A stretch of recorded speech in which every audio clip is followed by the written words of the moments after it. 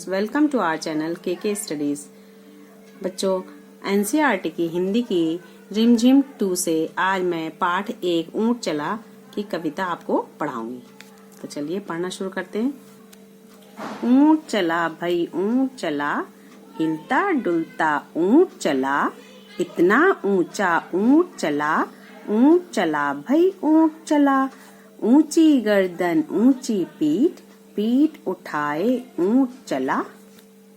बालू है तो होने दो, बोझ ऊंट को ढोने दो, नहीं फंसेगा बालू में भी ऊंट चला। जब थक कर बैठेगा ऊंट, किस करवट बैठेगा ऊंट, बता सकेगा कौन भला, ऊंट चला भाई ऊंट चला। यहाँ पर देखते हैं, झटपट कविता पढ़कर मजा लो। ये है कुछ ऊंट ऊंचा, कुछ पूंछ ऊंची, कुछ ऊंचे ऊंट की पीठ ऊंची। अब जल्दी जल्दी बोलकर देखो, जीभ लड़खड़ा गई ना। कैसी लगी कविता? अब इस कविता को अपने मन से कोई भी नाम ऊपर दी गई जगह पर लिख सकते हैं। जैसे मैंने लिखा यहाँ पे ऊंचा ऊंट। ऊंट रेगिस्तान में सबसे ज्यादा मिलते हैं। नीचे 2 चित्र बने हैं, सही जगह पर ऊंट का चित्र बनाओ। तो आपको देखना है, ये रेगिस्तान है, यहाँ पे ऊंट का चित्र बनेगा। ये तो सड़क है ना, तो यहाँ पर बनेगा ऊंट का चित्र। ये है बालू या रेत कहाँ कहाँ पर मिलती है, तो उत्तर होगा रेगिस्तान में। दूसरा है समुद्र के किनारे, नदी के किनारे, जहां जहां हमें रेत मिलती है वो लिख सकते हैं हम। अब बताओ, ऊंट कितना ऊंचा? तुम्हारी कक्षा की दीवार जितना, हाथी जितना, बिजली के खंबे जितना। तो कितना ऊंचा है? हाथी जितना। दूसरा है हाथी कितना मोटा? तुम्हारी माँ के संदूक जितना, ऊंट जितना, पहाड़ जितना। तो कितना मोटा है? संदूक जितना। चींटी कितनी छोटी है? चावल के दाने जितनी, चीनी के दाने जितनी, चावल के दाने जितनी, इलायची के दाने जितनी। या बताओ किसके बराबर है? तो किसके बराबर छोटी है? चीनी के दाने जितनी। क्योंकि आपने कभी कभी चीनी को उठाते हुए, चींटी को चीनी ले जाते हुए भी देखा होगा ना। अब देखते हैं नीचे, कुछ ऊंचा कुछ नीचा। का देखते हैं, ऊंट से ऊंची चीजों के नाम पर गोला लगाओ। तो पहला है बछिया, बिजली का खंबा, आम का पेड़, तुम्हारी कक्षा की छत या हाथी। तो जो ऊंची चीजें वो है, एक बिजली का खंबा, आम का पेड़ और तुम्हारी कक्षा की छत। ये तीनों चीज ऊंची हैं। ख है, ऊंट के नीचे से क्या क्या निकल सकता है। तो ऊंट के नीचे से बिल्ली निकल सकती है, कुत्ता निकल सकता है, खरगोश निकलता है, छोटे छोटे सभी जानवर निकल सकते हैं। और आप जैसे बच्चे भी, छोटे छोटे बच्चे भी ऊंट के नीचे से निकल सकते हैं। किन किन चीजों की मदद से ऊंट पर चढ़ोगे? तो एक तो सीढ़ी होनी चाहिए, सीढ़ी की मदद से, और कुछ मेज वगैरह, इससे भी हम चढ़ सकते हैं।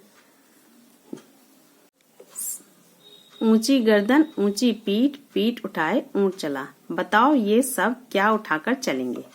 तो हाथी क्या क्या उठा के चलेगा? सूंड, मुंह, पूंछ। टीचर जी क्या लेके चलेंगे? किताब, कलम, रजिस्टर। पिताजी बटुआ, घड़ी, मोबाइल। शेर पूंछ, शिकार, सिर। दादाजी छड़ी, चश्मा, थैला। नीचे कुछ शब्द लिखे हैं, इन्हें बोलकर देखो। अब मिलते जुलते शब्दों को सही खानों में लिखो। तो जूट, सूट, भला, धंस, हंस, तब, कब, गला, आलू और चालू। तो ये आपको दिए हुए हैं। ऊंट, जैसे ये राइमिंग वर्ड्स है ना, मिलते जुलते शब्द। तो ऊंट में हो गया जूट, ये सब में टाटा आ रहा है, बड़े ओ की मात्रा आ रही है, देखिए। बूट, सूट, इसमें भी आ की मात्रा, ला पे ओ की मात्रा है, तो सब में देखिए। आलू, भालू, चालू। ये फंस, चंद्रबिंदु, स, चंद्रबिंदु सब में है और स है। तो धंस, हंस, फंस। चला हो गया, तो ये ला पे आ की मात्रा है, सब में लगी हुई। तो ये गला, तला, भला, ये सब में ब है। ज ब जब, त ब तब, क ब कब, स ब सब। अक्षर की बात। कविता में ब से शुरू होने वाले शब्द कौन कौन से हैं, उनके नीचे रेखा खींचो। तो आपको कविता में पीछे देखना है कौन कौन से हमारे ब से शुरू हुए हैं, तो उनके नीचे आपको रेखा खींचनी है।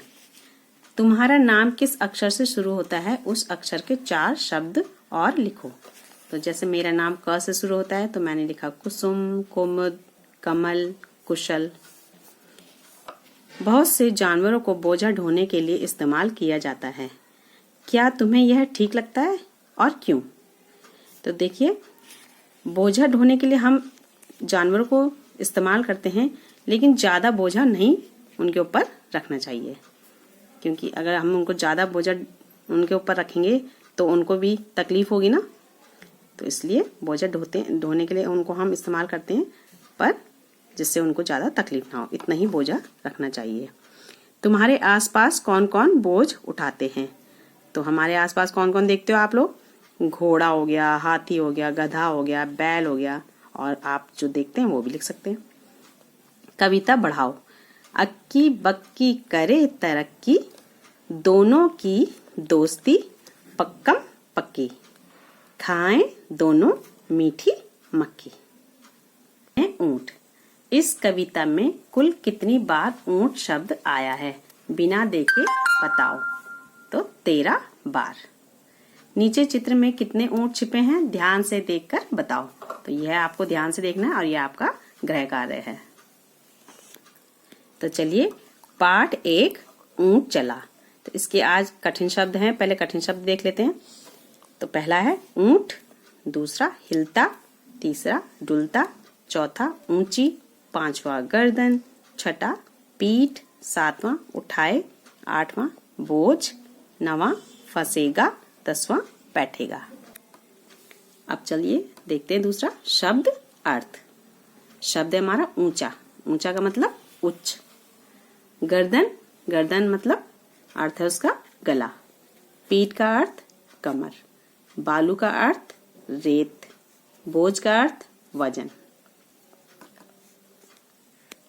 चलिए अब ऊंट चला के प्रश्नोत्तर देख लेते हैं। तो ये है प्रश्नोत्तर। पहला प्रश्न है, ऊंट कैसे चल रहा है? तो उत्तर है, ऊंट हिलता डुलता चल रहा है।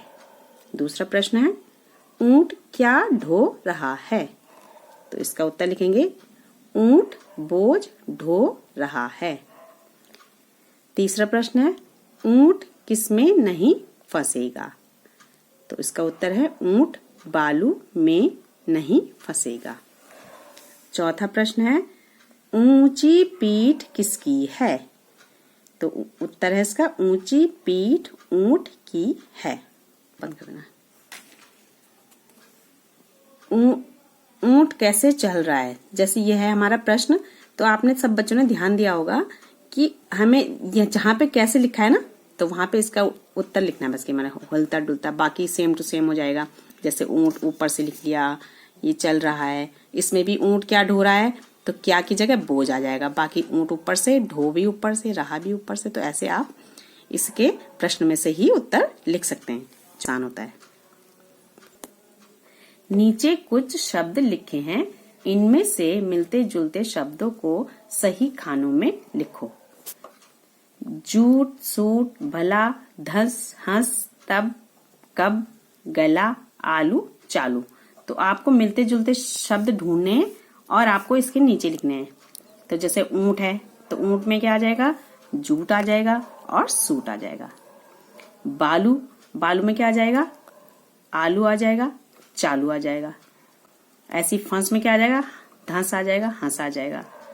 और चला में क्या आएगा? गला आ जाएगा और भला आ जाएगा। और जब में आ जाएगा तब और कब। तो ये आपको ये राइमिंग मिलते जुलते शब्द यहाँ पे पूरा लिखने हैं। ये आपका गृह कार्य है।